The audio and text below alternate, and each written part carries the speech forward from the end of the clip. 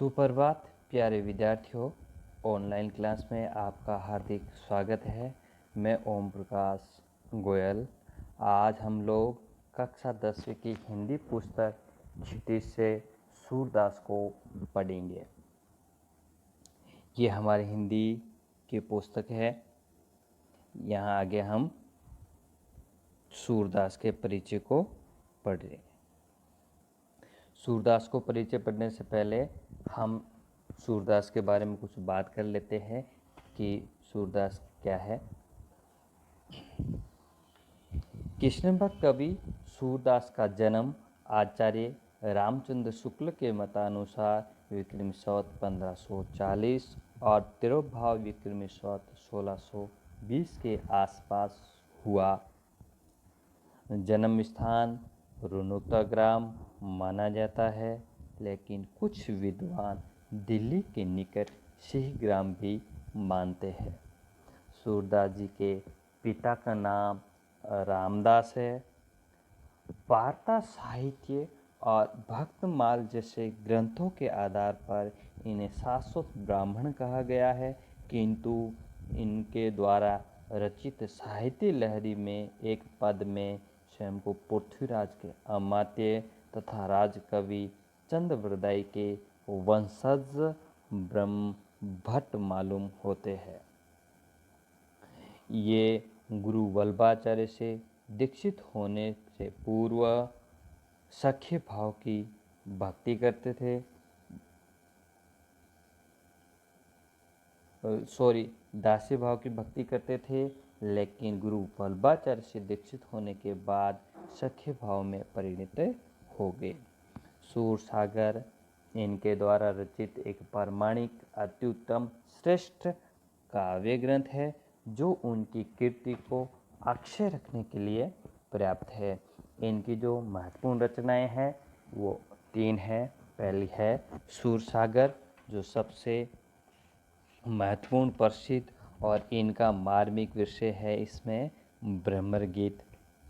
दूसरा है साहित्य लहरी, जो दृष्टकूट पदों का एक संग्रह है। तीसरा है सूरसारावली, दार्शनिक सिद्धांतों का वर्णन है। सूरदास ने कृष्ण के लोक रंजक रूप का वर्णन किया है। जो इनका भ्रमर गीत है वो बड़ा मर्मस्पर्शी वेग वैदग्ध्यपूर्ण अंश है। ये एक उपालंब काव्य है। अष्टछाप के बाल कवियों में सर्वाधिक प्रसिद्ध थे सूरदास जी, और श्रीनाथ जी के मंदिर में भजन कीर्तन किया करते थे। अष्टछाप कृष्ण भक्त के एक कवियों का मंडली है, जिसमें 4 वल्लभाचार्य के शिष्य थे और 4 विठलनाथ के शिष्य थे। और विठलनाथ ने 1604 ईस्वी में एक अष्टछाप के मंडली की स्थापना की थी। इनकी भाषा ब्रज भाषा का निखरा हुआ रूप साहित्य में मिलता है। अब हम इनके पदों की बात करते हैं, तो पहले पद की हम चर्चा करते हैं। पहले पद के अंतर्गत यहाँ पर भगवान श्री कृष्ण जब पहली बार राधा को देखते हैं, तो राधा और भगवान श्री कृष्ण के बीच जो संवाद है उस संवादों का वर्णन है। और दूसरे पद की बात करें तो दूसरे पद में गोपियाँ कहती है कि भगवान श्री कृष्ण ने अपनी चपल नैनों की दृष्टि डाल करके हमारे हृदय को चुरा करके और अपनी हंसी रूपी रिश्वत दे करके हमारे मन को चुरा के लेके चले गए हैं। और ये ये जो नागर नगर में रहने वाले बड़े चतुर है और हमारे मन को चुरा करके लेके गए हैं। और तीसरे पद में जब भगवान श्री कृष्ण मथुरा चले जाते हैं, तो पीछे गोपियाँ उन्हें कई संदेश भेजती है। उस संदेशों का जवाब नहीं मिलता है, तो उस संदेश का जवाब नहीं मिलने के उपरांत गोपियाँ क्या कहती है उसके शायद संदेश भगवान कृष्ण तक पहुँचे नहीं होंगे, या संदेश जो यहाँ से संदेश लेके गया वो कहीं बीच में मर गया होगा, या भगवान श्री कृष्ण ने उसको सिखा दिया होगा, या भगवान ने अपने वश में कर लिया होगा, या जो हमने संदेश भेजे वो बारिश होने की वजह से गल करके कागज नष्ट हो गया होगा, स्याही खत्म हो गई, या फिर उसमें आग लग गई होगी। इस तरीके से वो आपने उपालम कहते हैं। और चौथे पद में गोपिया उद्धव को संबोधित करके कहती है कि उद्धव, ये तो एक मन मानने की बात है कि आपको निर्गुण अच्छा लगता है, हमें भगवान श्री कृष्ण सगुण अच्छा लगता है। इस संबंध में वो कहीं उदाहरण भी पेश करती है। और अंत में कहते हैं कि जिसको जो अच्छा लगे, जिसके मन को जो रुचे वही उसे अच्छा लगता है। अब हम पहले पद को पहले काव्य का आनंद लेकर पढ़ेंगे और उसके बाद हम कुछ शब्दों का भी अर्थ निकालेंगे। बुझत श्याम कौन तुम गोरी। तो चलो हम सीधा सूरदास जी के परिचय के बारे में बात करते हैं। कृष्ण भक्त कवि सूरदास का जन्म आचार्य रामचंद्र शुक्ल के मतानुसार विक्रमी संवत 1540 में हुआ और तिरुभाव संवत 1620 के आसपास हुआ। जन्म स्थान रुनुकता ग्राम माना जाता है, लेकिन कुछ विद्वान दिल्ली के निकट सिही ग्राम भी मानते हैं। सूरदास जी के पिता का नाम रामदास है। वार्ता साहित्य और भक्तमाल के मतानुसार शाश्वत ब्राह्मण भी कहे गए हैं, किंतु इनके द्वारा रचित साहित्य लहरी में एक पद में पृथ्वीराज के अमात्य तथा राजकवि चंद बरदाई के वंशज ब्रह्मभट्ट भी मालूम होते हैं। ये वल्लभाचार्य के शिष्य थे। वल्लभाचार्य से दीक्षित होने से पूर्व ये दास्य भाव की भक्ति करते थे, लेकिन वल्लभाचार्य से दीक्षित होने के उपरांत इनकी दास्य भाव की भक्ति सख्य भाव की भक्ति में परिणत हो गई। सूरसागर इनका एक प्रमाणिक ग्रंथ है। सूरसागर अत्युत्तम एवं श्रेष्ठ काव्य ग्रंथ है जो इनकी कीर्ति को अक्षय रखने के लिए पर्याप्त है। इनकी महत्वपूर्ण 3 रचनाएं हैं। पहली रचना है सूरसागर, जो इनकी सबसे प्रसिद्ध और इसमें मार्मिक विषय है भ्रमर गीत। दूसरी है साहित्य लहरी, जो दृष्टकुत पदों का एक संग्रह है। नायिका वर्णन महत्वपूर्ण है। सूरसारावली तीसरा ग्रंथ है। दार्शनिक सिद्धांतों का इसमें वर्णन है। सूरदास ने कृष्ण के लोक रंजक रूप का वर्णन किया है। भ्रमर गीत मर्म स्पर्शी वाग वैदग्ध्यपूर्ण अंश है।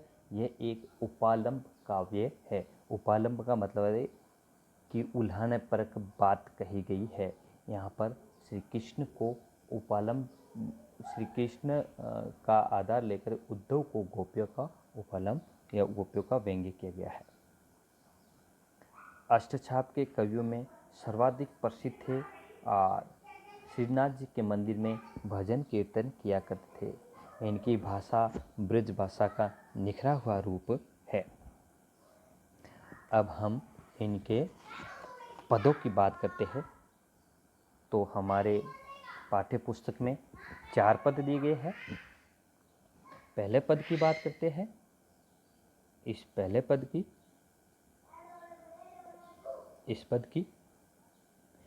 पद की बात करते हैं तो इस पद में ये बात कही गई है, भगवान श्री कृष्ण को जब पहली बार राधा देखती है तो वो राधा से जो संवाद करते हैं और राधा और कृष्ण का जो संवाद है उस संवाद की चर्चा की गई है इस पद में। दूसरी अपन बात करते हैं दूसरे पद की। तो दूसरे में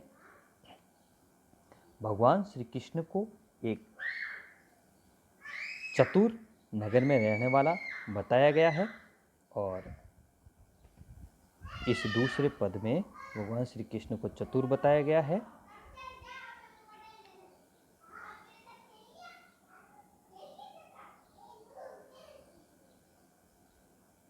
इस दूसरे पद में भगवान श्री कृष्ण को चतुर बताया गया है और गोपियाँ कहती है कि हमारे मन को चुरा के लेके चला गया है और हंसी रूपी रिश्वत दे करके चला गया है।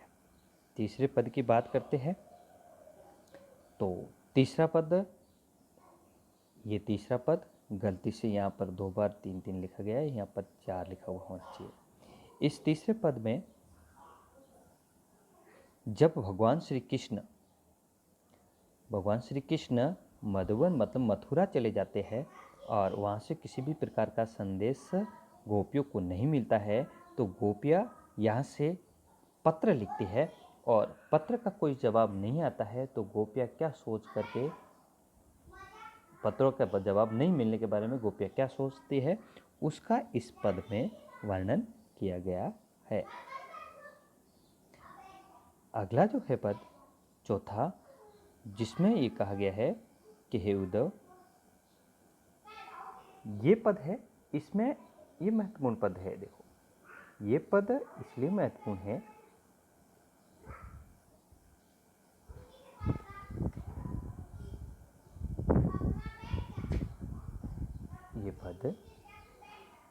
ये पद इसलिए महत्वपूर्ण है कि इस पद में एक महत्वपूर्ण बात छिपी हुई है कि ये पद गोपियों ने उद्धव को उल्हाने के रूप में कहा है, क्योंकि भगवान श्री कृष्ण और उद्धव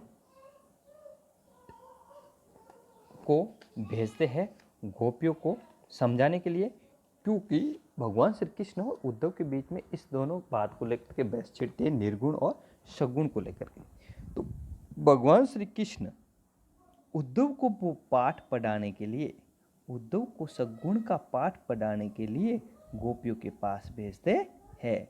ये उद्धव है, उद्धव को गोपियों के पास भेजते हैं, गोपियों के पास भेजते हैं। तो गोपियों के पास जैसे ही उद्धव पहुंचते हैं तो उद्धव गोपियों को निर्गुण की ओर प्रेरित करने का प्रयास करते हैं, लेकिन गोपियाँ उन्हें किस प्रकार भगवान श्री कृष्ण के सगुण रूप में डूबी हुई बताती है और किस प्रकार के उदाहरण दे करके समझाती है और कहती है, ये उद्धव, ये तो मन मानने की बात है कि आपका मन निर्गुण को मानता है, लेकिन हमारा तो मन सगुण को ही मानता है। ये इस पंक्ति से सीधा स्पष्ट होता है। तो आइए सबसे पहले हम इस पद को पढ़ते हैं। इस पहले पद को पढ़ते हैं। पहले पद को पहले तो काव्य आनंद लेते हैं, पहले पढ़ने का आनंद लेते हैं, उसके बाद इसके शब्द अर्थ का ज्ञान प्राप्त करेंगे। भुजत श्याम कौन तू गोरी, कहाँ रहती काकी है बेटी, देख नहीं कबू ब्रज खोरी, काहे को हम ब्रज तन आवती, खेलत रहत आपनी पोरी, सुनत रहत सरवननी नंद ठोटा, करत फिरत माखन तदी चोरी, तुमरों का चोरी हम ले है, खेलन चलो संग मिली जोरी, सूरदास प्रभु रसिक शिरोमणि, बातने भूरी राधिका बोली। बहुत ही अच्छा पद है। बुझत, बुझत का मतलब जानना, श्याम मतलब भगवान कृष्ण कौन तू गोरी, भगवान श्री कृष्ण जानना चाह रहे थे, ये गोरी, यहाँ गोरी आया है राधा के लिए, ये गोरी तुम कौन हो, ये गोरी, ये गोरे रंग वर्ण वाली तुम कौन हो, मैं तुम्हारे बारे में जानना चाहता हूँ। कहाँ रहती काकी है बेटी, कहाँ पर रहती है, किसकी बेटी है, देखी नहीं कबू ब्रज खोरी, देखी नहीं, लेकिन आपको कभी ब्रज की खोरी, खोरी का मतलब यहाँ है, यहाँ खोरी से तात्पर्य है गलिया, ये खोरी, ब्रज खोरी का मतलब होता है गलिया, ब्रज की गलियों में आपको कभी नहीं देखा। काहे को हम ब्रज तन आवती, कि किस लिए, काहे का मतलब किस लिए, काहे का मतलब किस लिए कि हम ब्रज तन आवती, किस लिए हम ब्रज की गलियों में आती खेलते रहते आपनी पोरी। आपनी पोरी, आपनी पोरी का मतलब होता है अपनी ही, पोरी का मतलब होता है दहलीज पर, घर की दहलीज पर। हम अपने ही घर की दहलीज पर खेलती रहती है, हम ब्रज की गलियों में क्यों आए। सुनत, अब जब ये जवाब राधा कृष्ण को देती है कि हम ब्रज की गलियों में क्यों आए, हम हमारी ही घर की दहलीज पे खेलते रहते हैं, तब वापस राधा कृष्ण को जवाब देती है, सुनत रहत श्रवणनी नंद ठोटा। सुनत मतलब सुना, सुन के रखा है हमने। श्रवणे मतलब अपने, श्रवणी का मतलब होता है अपने ही कानों से। नंद ठोटा, ठोटा का मतलब होता है, ठोटा का मतलब होता है पुत्र, कि नंद बाबा के पुत्र के बारे में हमने हमारे ही कानों से सुन के रखा है। क्या रखा है? करत फिरत माखन दधी चोरी, कि नंद बाबा का जो पुत्र है वो क्या करता रहता है? माखन और दही की चोरी करता है। तब भगवान श्री कृष्ण कहते हैं राधा को वापिस कि तुमरो का चोरी हम ले, कि ये बोली नहीं का, ये बोली गोरी, कि हमने तुम्हारा तो क्या चुरा लिया है, तुम हमसे इतनी दूर क्यों खड़े हो, हमने तो आपका तो कुछ भी नहीं चुराया है। खेलन चलो संग मिली जोरी, कि चलो हम मिलजुल करके साथ में खेलते हैं। सूरदास प्रभु रसिक शिरोमणि, सूरदास जी कहते कि प्रभु रसिक मतलब रस लेने वाले सिर के मणि के समान महत्वपूर्ण हैं। बात ने भूरी राधिका बोली, और इस रस के शिरोमणि भगवान श्री कृष्ण, यहाँ रसिक शिरोमणि शब्द आया है भगवान श्री कृष्ण के लिए आया है ये रसिक शिरोमणि शब्द। और बातनी भूरी मतलब, बातनी भूरी मतलब भोली भाली राधिका भगवान श्री कृष्ण की मीठी चुपड़ी बातों में, बहकाव में आ गई और उनके साथ खेलने को तैयार हो गई। दूसरे पद की बात करते हैं, मधुकर श्याम हमारे चो, मन हरि लियो तनिक चितवनी में चपल नैन की कोर, के मन हरण कर लिया चितवन चपल की कोर।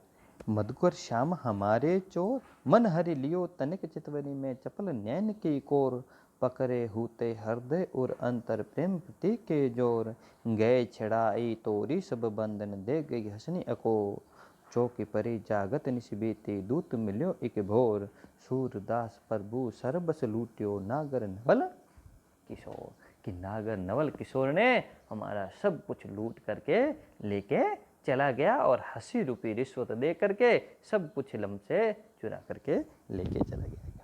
मधुकर, मधुकर यहाँ आया है मथुरा, मधुकर आया मथुरा का, मथुरा के रहने वाले श्याम हमारे मन को चुराने वाले हैं, वो बड़े ही चोर है। मन हरि लियो, हमारे मन को हरि लियो, हरि का मतलब होता है हरण कर लिया, चुरा लिया तनिक चितवनी में, मतलब पलक झपकते ही, पलक झपकते ही हमारे मन को उन्होंने चुरा के लिया। चपल नैन की कोर, उनकी जो आँखों की चपलता थी उसकी चपलता ने ही पलक झपकते ही हमारे मन को चुरा लिया। लेकिन यहाँ पर आपको देखना होगा कि यहाँ पर दो चीज़ें आई हुई है, मन हरि लिया। यहाँ देखो, यहाँ ये शब्द आपको देखना पड़ेगा, मन हरि लिया। यहाँ हरि शब्द को समझना पड़ा, हरि में श्लेष अलंकार है। यहाँ हरि आया है एक भगवान कृष्ण के लिए, भगवान कृष्ण के लिए एक अर्थ में, और दूसरे में किसके लिए आया है? दूसरे में आया है हरि मतलब हरण कर लिया, हरण मतलब चुरा लिया, चुरा लिया, चुरा लिया।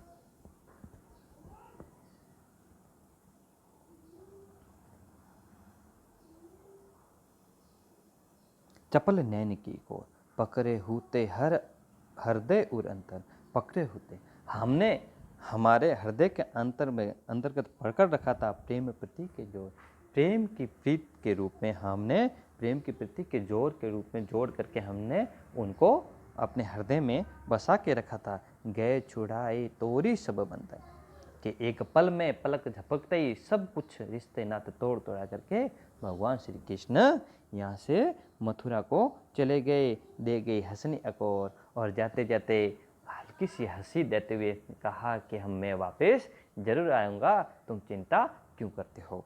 यहाँ हंसनी अकोर, अकोर का मतलब होता है रिश्वत, अकोर का मतलब होता है रिश्वत, और हंसनी अकोर का मतलब होता है 80 रुपये रिश्वत दे करके सब कुछ बंधन तोड़ ताड़ करके चले गए। उन्होंने जैसे हंसा तो हमने कहा कि चलो ठीक है, हम भी मान लेते हैं। चौकी परी जागत निशी बीती, दूत मिलो एक बो, चौकी पड़ी, और इतने में हम चौकी पड़ी, हम जागृत हो गई, चौक करके हम जागृत हो गई। तब तक रात निशी बीती, रात बीत चुकी थी। दूत मिलो एक भोर, और सुबह एक भगवान कृष्ण का दूत हमें मिला। सूरदास प्रभु सर्वस लूट्यो, नागर नवल किशोर। तो सूरदास जी कहते हैं प्रभु भगवान श्री कृष्ण ने उनका सब कुछ लूट करके लेके चले गए थे। नागर नवल किशोर, नवल किशोर भगवान श्री कृष्ण के रहा। नागर का मतलब चतुर, यहाँ पर भी नागर में श्लेष है। नागर में श्लेष का मतलब पहला अर्थ है नागर का मतलब नगर में रहने वाला, नगर में रहने वाला, और दूसरा नागर का अर्थ है चतुर। और नवल किशोर शब्द आया है भगवान श्री कृष्ण के लिए।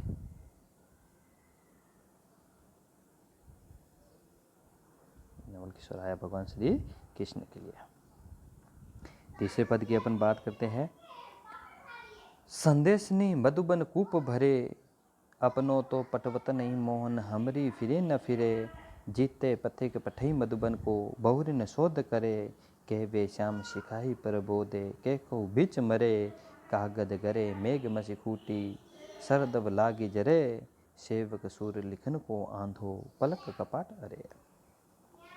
संदेशों से मधुबन के कूप, गोव्या कह रही है कि जब से भगवान श्री कृष्ण गए हैं हमने कितने ही पत्र लिखे, लेकिन एक भी पत्र का जवाब उन्होंने नहीं दिया। संदेश ने मधुबन कूप बने, यहाँ मधुबन का मतलब है मथुरा। मथुरा के जो कुएं हैं वो संदेशों से भर चुके हैं। अपनों तो पटवत नहीं मोहन, हमरे फिरे न फिरे, कि हम लोगों के द्वारा जितने भी पत्र भेजे गए हैं उनको तो भगवान श्री कृष्ण ने देखा भी नहीं होगा। हमरे फिरे न फिरे, हमारी ओर वापस जब से गए हैं तब से जो वादा करके गए थे उस वादे के अनुरूप वापस घूम करके आने का जो वादा किया था वो भी नहीं आए। आए सो नहीं आए, लेकिन उन्होंने हमारे द्वारा लिखे गए पत्र का जवाब तक भी नहीं दिया। जितने पथिक पठई भेजा मधुबन को, जितने सारे राहगीर मथुरा की ओर गए थे और उनको हमने पत्र देकर जो भेजा था बहुरी शोध करे, लेकिन उनका आज तक कोई भी समाचार वापस नहीं मिला है। के वे श्याम सिखाई परबोधे, या तो उन लोगों का भगवान श्री कृष्ण ने सिखा दिया होगा, कोई पार्टी पठा दी होगी, अपने वश में कर लिया। परबोधे का मतलब होता है अपने वश में कर लिया। के कहू बीच मरे, या तो बीच में ही मर गए होंगे। कागद गरे मेघ मसी खूटी, या तो हमारे द्वारा लिखा गया कागज था वो बारिश आई होगी और बारिश में भीग करके पिघल गए होंगे। या फिर शाई थी वो खूटी मतलब कम पड़ गई होगा, खत्म हो गई होगी। मसी का मतलब शाई, खूटी का मतलब खत्म हो गई। सरदब लागी जरे, सरदब या फिर वो जल करके सरकंडे की तरह जल करके ही कुछ ही पलों में नष्ट हो गए होंगे। सरकंडा एक घास होती है जिसमें आग एकदम फटाक से पकड़ती है और कुछ ही पल में वो जल करके नष्ट हो जाता है। सेवक सूर लिखन को आंधो, सूरदास जी कह रहे हैं कि मैं तो लिखने के लिए भी अंधा हूँ, मैं तो कागज लिख भी नहीं सकता हूँ, मैं तो अंधा हूँ, मैं देख नहीं सकता हूँ, तो लिखूंगा क्या। पलक कपाट अरे, मैं तो अंधा तो हूँ, कुछ देख ही नहीं सकता हूँ। एक बार भगवान श्री कृष्ण के दर्शन हो जाए तो अपने पलकों को सुकून मिल जाए और पलकों को बंद कर अड़ जाए, अपने इस पलकों में अड़ जाए। चौथा पद है वो कहता है, गोपिया उद्धव को कहता है, ऊधो मन माने की बात, दाख छुआरा छाड़ी अमृत फल विष केरा विष खात। ज्यों चकोर को दही कपूर कोई तजी अंगार अघात। मधुप कत घर फोरी काठ में बंधत कमल के पात। जो पतंग हित जानी आपनो दीपक सो लपटात। सूरदास जाको मन जासो सोई ताई सुआत। उद्धव गोपियाँ कहती है, हे उद्धव, जब ये बात तब की है जब उद्धव उनको समझाने के लिए आता है। उद्धव मन माने की बात, दाख छुहारा छाड़ी अमृत पर, कि दाख और खारक को छोड़ करके अमृत के समान इन मीठे फलों को छोड़ करके विष केरा विष खात। विष के कीड़ों मतलब निर्गुण रूपी विष के फलों को कौन खाना पसंद करेगा। जिसके पास दाख और छुआरा मतलब खारक होंगी, सफ़ेद खारक आती है जिसे छुआरा बोलते हैं, अपने यहाँ खारक बोलते हैं अपने यहाँ। जो चकोर को दही कपूर कोई तजी अंगार अघात। जिस प्रकार चकोर को कोई कपूर देगे तजी अंगार अघात, तो वो अंगारों को छोड़ करके प्रश्न हो जाता है और वो कपूर के लिए बड़ा ही प्रश्न हो जाता है। मधुप करत घर फोरी काठ में बंधत कमल के पात। और मधुप मतलब फोरा, करत घर फोरी काठ में घूम फिर करके दिन भर कमल के नाजुक पत्तों में बंधा रहता है, लेकिन शाम होते ही वो अपने घर कहाँ बनाता है, काठ कितना ही कठोर हो लेकिन अपना घर वहीं बनाता है। काठ का मतलब लकड़ी के अंदर ही भौरा अपना घर बनाता है। जो पतंग जानिए अपनो, पतंग का मतलब होता है कीड़े मकोड़े। कीड़े मकोड़े अपने यहाँ देखते हैं, अब बारिश का मौसम है तो हमारी लाइट होती है, ट्यूबलाइट लट्टू के आसपास कहीं कीड़े मकोड़े होते हैं, वो घूमते रहते हैं। अंततः उसकी रोशनी में, उसकी गर्म हाट में जल करके नष्ट हो जाते हैं, लेकिन उससे वो प्रेम करते उस रोशनी से और उसके प्रेम के खातिर नष्ट हो जाते थे। तो उस समय जो दीपक होता था, तो दीपक से जब लो होती है, उसके लो के इर्द गिर्द ये पतंगे उस लो से प्रेम करते हैं और उस प्रेम के खातिर अपना सब कुछ नष्ट कर देते हैं। जो पतंग हित जानी अपनो, पतंग मतलब कीड़े मकोड़े अपना हित जानते हुए दीपक सो लपटात, दीपक पे लपेट करके उसके लपेटे में आ करके अपना जीवन नष्ट कर देते हैं। सूरदास जाको मन जासो सोई ताई सुआत। सूरदास जी कहते हैं, जिसके मन को जो अच्छा लगे उसके मन को वही भाता है। हमें तो भगवान श्री कृष्ण अच्छे लगते हैं, सगुण रूप अच्छा लगता है, उसका रूप हमें अच्छा लगता है, हमें वही अच्छे लगते हैं। आपके निर्गुण आपको ही अच्छे हैं, आप ही इनकी भक्ति करो, आप ही इन पे रो।